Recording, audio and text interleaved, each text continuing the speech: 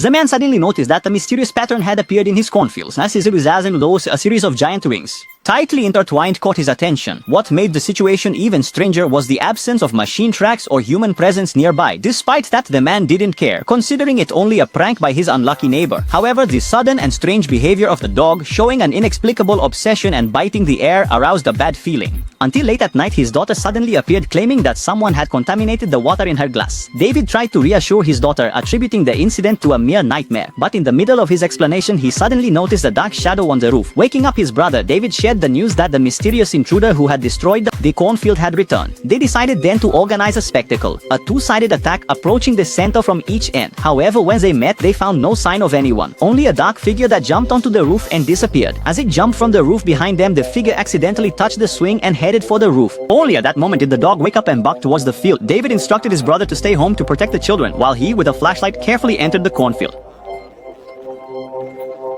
As David ventured deeper into the field, he encountered a mysterious pattern. The cornfield, where the cicadas should have been singing everywhere, was eerily silent. A chill ran down his spine and he chose to cautiously retreat. However, just as he was retreating, his flashlight began to shake and the sudden appearance of the figure startled him deeply. "Naki no Simon, iti saying asam seiri." He ran quickly back home, regretting that his parents hadn't given him faster legs. Upon arriving home, David chose not to tell the children what he had witnessed, only advising them to avoid the cornfield. The next day, when calling the police, David had trouble describing the figure, unable to determine if it was a giant or a dwarf, or even if it was a man or a woman. The police officer, noticing the confusion, gently suggested seeking the help of a psychiatrist, or that David should get married to rejuvenate his energies. However, at that moment, a surprising report was broadcast on TV, revealing that the crop field symbol appeared not only at David's location but in hundreds of cases around the world.